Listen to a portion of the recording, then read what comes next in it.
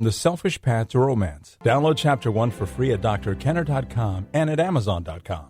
I can remember getting a phone call from my son who said, "Mom, my car slipped." And I said, "Okay, so you'll be here a little later." We were meeting during Thanksgiving.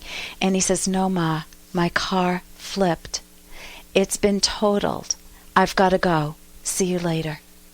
Now, I want to tell you, that was during Thanksgiving. I did not see him that Thanksgiving. I thought he had died in that moment. I was totally paralyzed, numb. I was with the rest of my family members, and I was supposed to go shopping to get the turkey and to get all the fixings, and I meandered through that store in a total daze. Now, luckily, he's one of the lucky people who walked away when his car did flip on ice, was totaled, all the windows shattered, but he wore his seatbelt, so I'm one of the very lucky ones. Well, what do you do when you're in a car accident, a hurricane, a tornado, a flood, or you're dealing with the aftermath of a house fire, a robbery, or something on a massive scale like 9/11, or maybe something work-related like a layoff? What can help you cope better psychologically? Well, with me today is Dr. James Campbell. He's the Rhode Island coordinator for the American Psychological Association and the American Red Cross Disaster Response Network, and he's a frequent consultant to corporations regarding crisis response and threat of violence. He's the director of the University of Rhode Island Counseling Center, and he teaches courses in traumatic stress and workplace violence. He's also the author of Hostage, Terror, and Triumph. Welcome, Dr. James Campbell. Thank you very much. Yeah, welcome to the show. So what are the immediate and short-term consequences of trauma? I mentioned what happened to me, but could you give like a scenario that you've been in and tell us what you've observed in a situation where people are in desperate need of first aid? Mm-hmm. Well, for example, there's really been several instances, say, when I responded after a sudden death, both in a university setting or a corporate setting, and initially people are in shock. It's a little bit like, a website that's gotten too many hits, too much activity, it just slows down, and people are just in sensory overload and unable to process. Ooh, so that's what explains the slowing down, the numbing, the stunned and bewildered feeling. Well, partly. It's not a perfect metaphor, but I think it works. Psychological overload. Yeah. It's a kind of sensory overload, and it's too much to process. And at that time, people really generally need some protection and some support, and someone is not going to ask too much of them at that moment, other than, do you want to sit over here or over there kind of thing. Right, so very low-level choice-making. Yeah. This is not typical psychotherapy. This is structuring the environment a little bit, responding to concrete needs.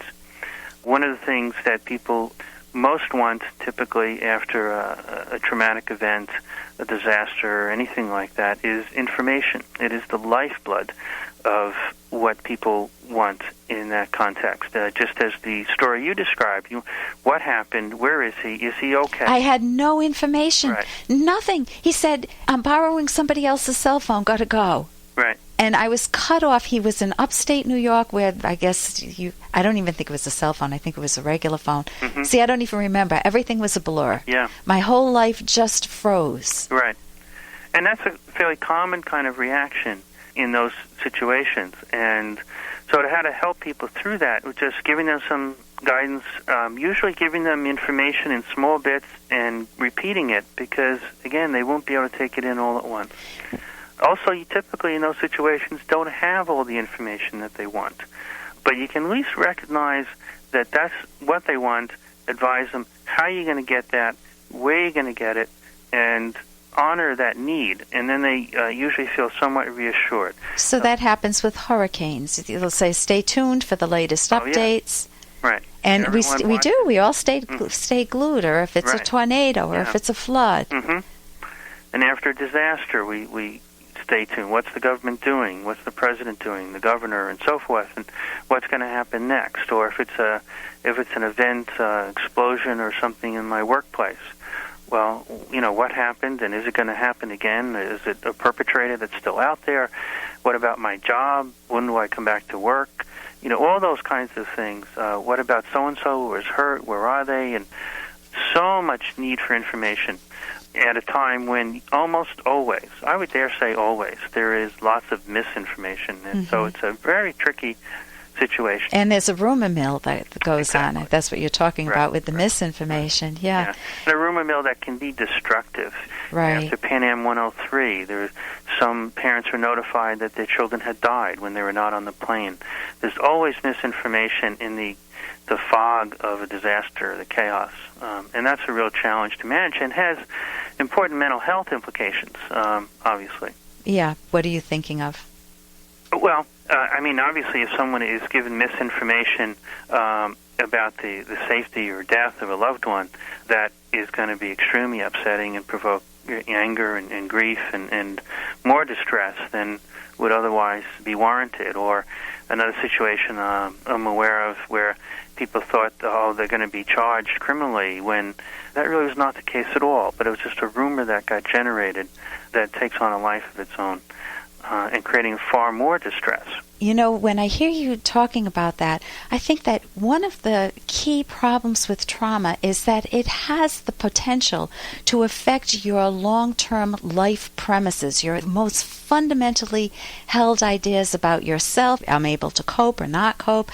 It can affect your view of the world. This is no longer a safe place. I know I felt that after 9/11 for a short period of time. Sure. It can affect your views of others. I can't trust the government. I can't trust other people after the war or something. It can affect profound fundamental ideas that you hold, Absolutely. which are all pervasive in your life. So I know that that's the type of psychological damage that can set a person up for an anxiety disorder, for depression, for post-traumatic stress disorder, and Absolutely. it's very, very damaging. You said some very interesting things in a talk that you gave, that I attended.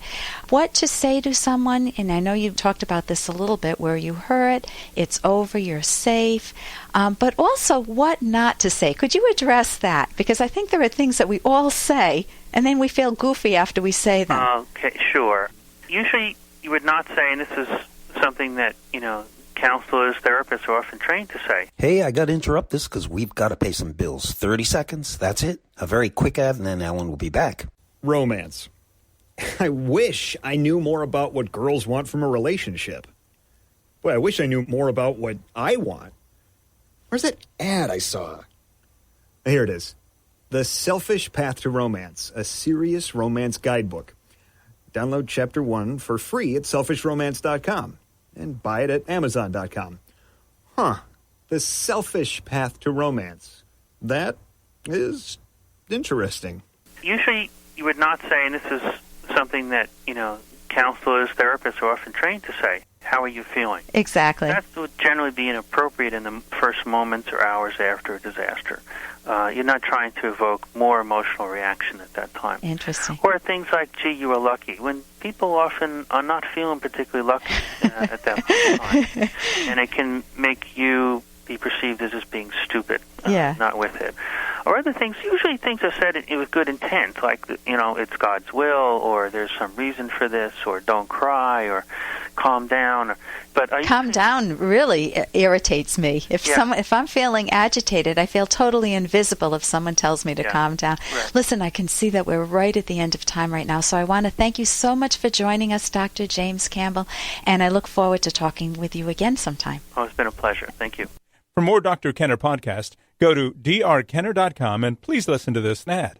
Here's an excerpt from The Selfish Path to Romance, the Serious Romance Guidebook by clinical psychologist Dr. Ellen Kenner and co-author Dr. Edwin Locke.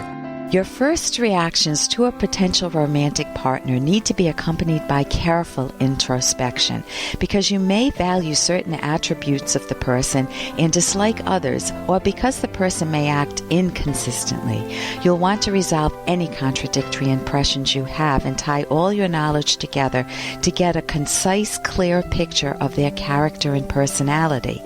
Conflicts may also arise within your own psychology, such as indecision about whether you're ready for commitment or concern that this partner may discover your insecurities. Don't wait. Take the time to explore and resolve such personal confusions. You can download Chapter 1 for free by going to drkenner.com. And you can buy The Selfish Path to Romance at amazon.com.